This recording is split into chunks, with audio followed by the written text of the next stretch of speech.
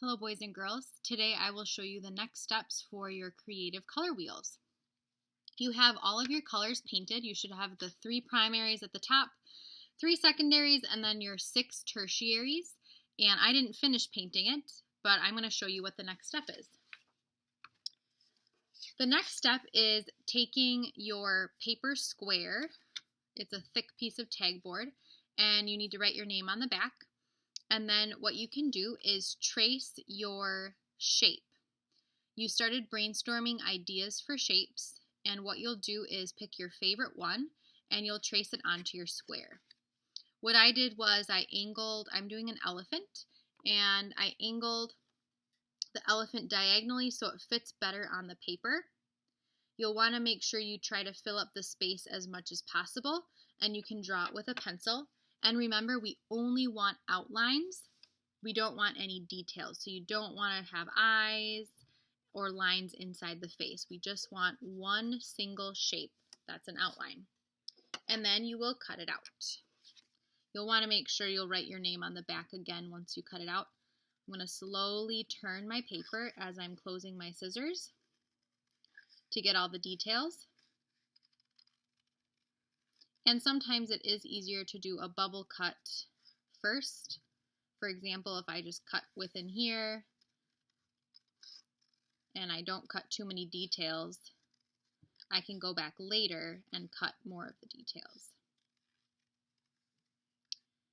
Work carefully because this is the one shape you will be tracing 12 times for your color wheel. So now I'll just go in here and trim. I'm going to avoid that for now, the little part by the trunk. And I'm going to cut this out. If you need help cutting little details, I can help you, but it might be a good idea to just simplify what you have. If it looks too complicated to cut out, this curve is a little tricky.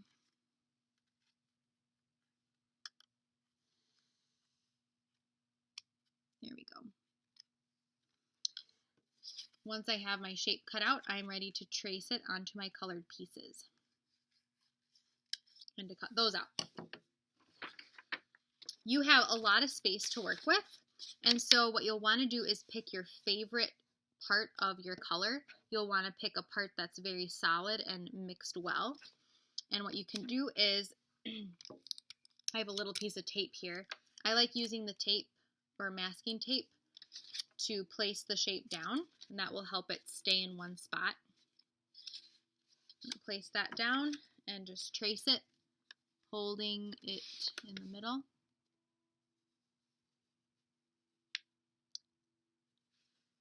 And if you want to avoid pencil lines, and if you don't want to have to erase pencil lines, a good idea would be to trace it on the back side of the paper. So here we have the elephant shape, and what I'm going to do is cut out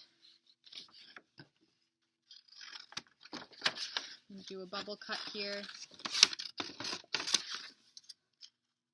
My goal is to cut it out carefully. This is going to take the longest amount of time. We want to cut out consistent shapes because we want each one to look the same, and then I can erase pencil lines after I cut it out. But what might be easier to do, so here I'm working on cutting it out, but what might be a better option is looking here on the paper and putting it on the back side of the paper instead. Keep in mind, if you put this one down, it's going to be backwards or reverse when you cut it out, so you can use the back instead.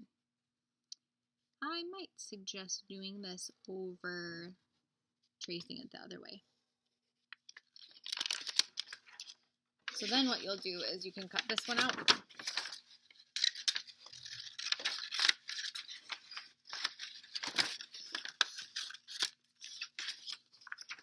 And then I don't have to worry about pencil lines. And it will be the other way. But with this case, with my elephant head, it doesn't matter if it is backwards or frontwards. So you can start to see here that we've got an elephant head. Work slowly so you cut evenly, but you can see here this elephant's trunk is facing the left. This elephant's trunk is curved or facing to the right. So you'll want to make sure you decide if you're going to trace on the back side of the paper or if you're going to trace on the front side of the paper and then erase pencil lines. Once you cut out your shapes, you can put them in this folder. It might be a good idea to write your name on the back of each one. It's not necessary, but it's always a good idea to label your pieces in case they get lost. The person knows exactly where they go. You'll write your name on this folder and the name of your partner because you will share, and you'll put all of your pieces as you cut them out into your folder. Happy tracing, happy cutting!